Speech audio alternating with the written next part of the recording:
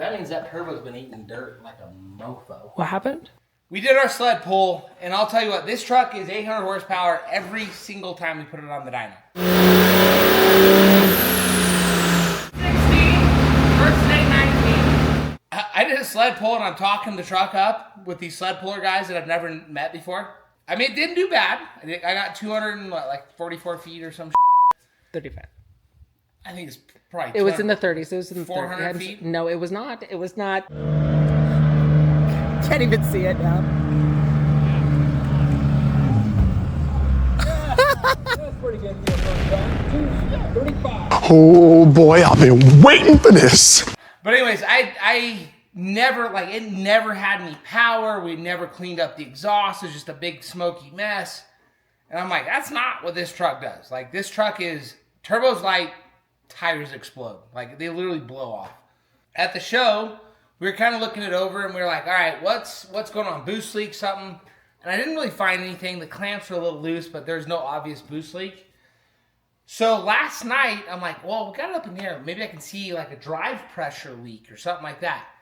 So I get in here. I don't know if you guys can see this very clearly. I had some concerns when I first put it in because this elbow is really, really soft material.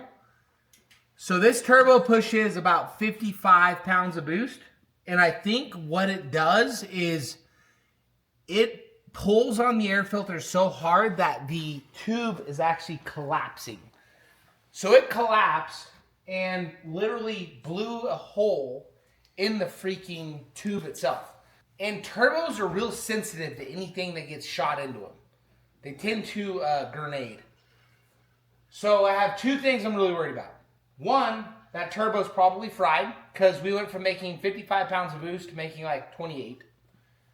And when you shoot parts out of your turbo, they don't just stay in the turbo. They go through the intake tract, they go through your intercooler, and sometimes they make it all the way into the engine. So I want to take everything apart and I want to see what that turbo looks like to know how much concern I should have for the engine. But I'm legitimately nervous. One, that my turbo that I literally just bought is trashed. And then that the engine in this truck, which has been running amazing, might also have some damage. So we got to do some dissection, figure out what the hell happened, and hopefully everything's going to be fine. I think we might have to rebuild the turbo. So we should not put BBs in the turbo. Yeah. No, Dad. No BBs.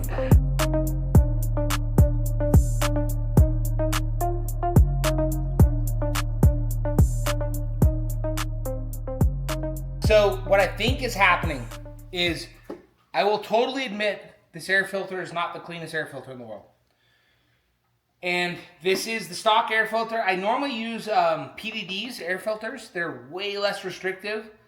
But this thing I've noticed has been a little restrictive. Typically when we pull it off, we get about 50 horsepower. But I'm not about to run with no air filter down a sled pull track. So what I think has happened is this is a little bit restricted. We had it up on tune 5, and it's trying to suck air in. That turbo is like really creating some suction, right?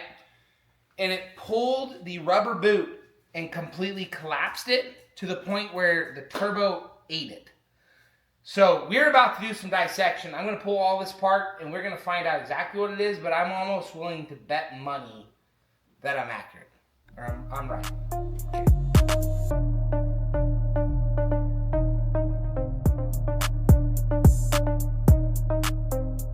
It's not terrible. Not terrible. Definitely not ideal. This turbo is a 69 millimeter drop-in called the Silver Bullet from Industrial Injection. It's actually one of my favorite turbos. These things are damn near bulletproof, but we just asked it to eat a giant chunk of intake tube. So I'm a little concerned that maybe that's its limit. Still works. Still works all right. It's not terrible. It's not terrible. I honestly, I'd send this thing again. All right, so let's show the damage. So here's what happened, guys.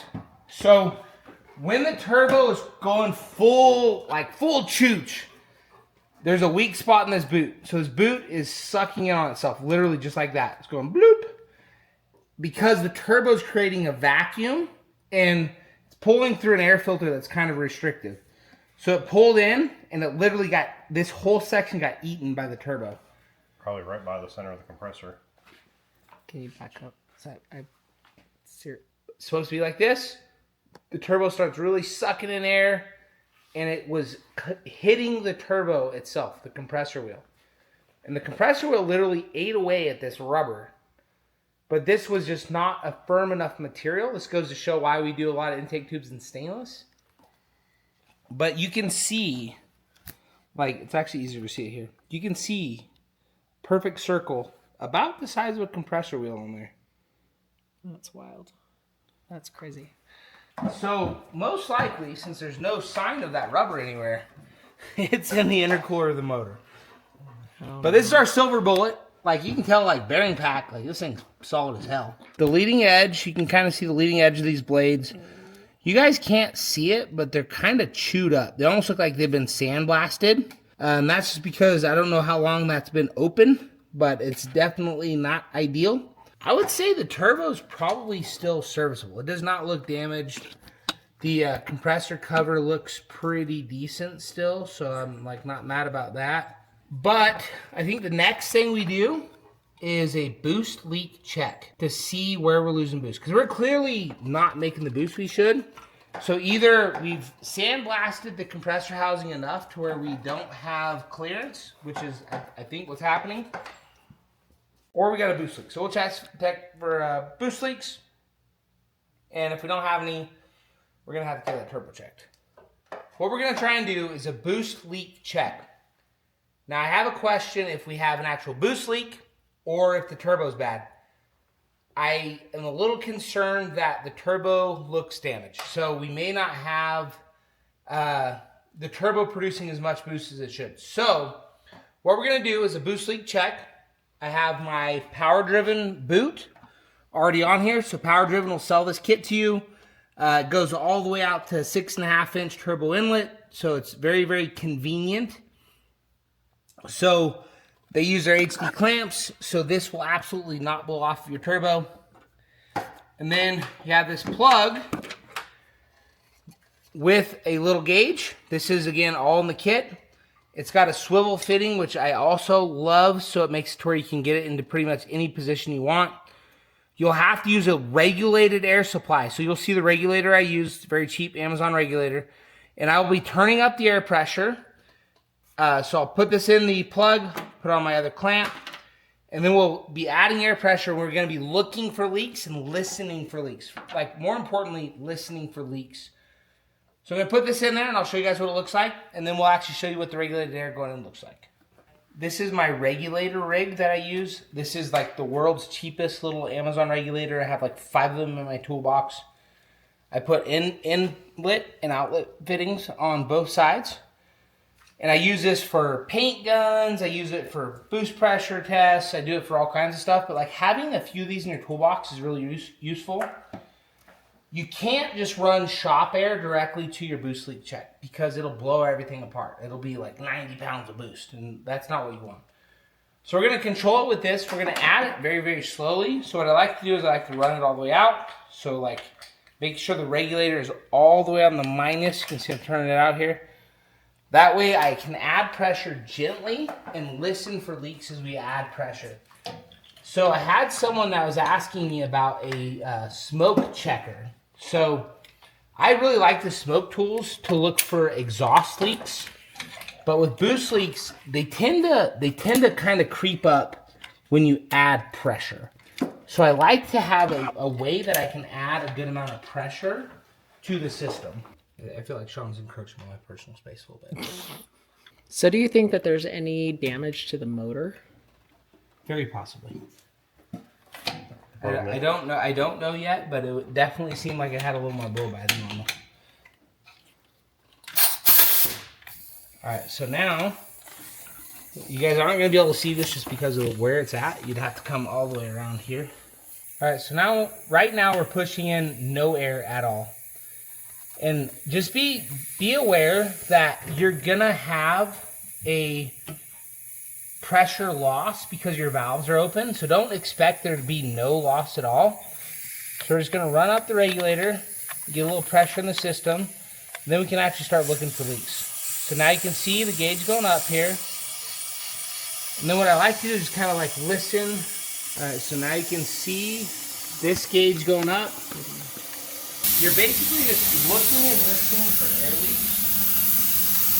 A boost leak that is bad enough to lose like several pounds of boost pressure is going to be evident, like you would feel the air just like blasting past one of these fittings. And as of right now, there's nothing really that looks like it's leaking that bad. So we're literally just blowing it through the motor, but there's no real boost leak problems. Got a valve like wide open. The only reason we wouldn't be building boost would be an issue with the motor or an issue with the turbo. And I think this turbo ate quite a few snacks that it shouldn't have. So I think this turbo maybe has some issues with clearances that we might have to get addressed. I like snacks. I don't like turbos eating snacks. Yeah. No turbo snacks. No turbo snacks. I have snacks in my toolbox. It's snacks. Our turbo was trying. She was doing a good job. But was losing the battle. So these are actually industrial injections tubes. These have been freaking solid. I will say that. I mean, we just boost leak jacked them. There's no leaks. So that's one of the reasons, like a lot of other intake horns and stuff will be like hard molded plastic, and you just have a straight cuff instead of something soft and flexible like that one. So here's what we're going to do, guys. We are going to go to a set of compounds that have hard pipes. So we'll do a set of compounds. Sounds like we're keeping fuel the same, but I'll retorque the feed tubes because I'm pretty sure we got a feed tube leak. Retorque the feed tubes. Gotta get a gasket for my intake horn. And then what I'll do is we'll dyno test that. I'm assuming we'll be somewhere right around 1,000 horsepower because we're gonna go in 88 mil in the atmosphere. That'll tap out our pumps. That'll tap out our fuel. So then we'll add a 250 and a 14 mil. And it's kind of choose your own adventure at that point. But I think I'm going to cut it right around 1,200 horsepower because this engine will 100% send rods out the side. But before ITI, I think 1,200. Good round number. You think you're going to go for 12? 12? No, I'll go for 1,500 ITI and just see if rods stand. No, I think 1,200. Like No nitrous. We'll bring a trailer. Did you say no nitrous? Are we going to do... Never heard of her. Technically, we can't qualify as small compounds unless I lie, and I'm not a liar. Oh, wait, it's an 80 mil. Now, we're going to use this guy. This will be our atmosphere charger for this next round of testing. But I am going to go to these clamps. These are the PDD HD clamps. Way stronger. So, compounds up the boost like double. So we're going to move every clamp to these guys. They tend to hold boost way better. We already have the piping that I'm confident with. It's all piping from industrial injection. So next step, compounds, stock fuel, torque feed tubes. Then once we have dyno tested it a little bit, we will throw on some more fuel and dyno test that as well. And it'll be fun. It's a science experiment. See if rods stay inside the block. Did you just say stock fuel? Because I don't think it's stock fuel. What? You said stock fuel. No, we're still stock fuel. What do you mean by that? It's got 100% overs and all these add-ons. What is stock Don't fuel? stock. It's your whatever. No, not stock fuel. So we're gonna stay the 100% overs. Then we'll go to the 250s, and do some dyno experiments. I think it'll be fun.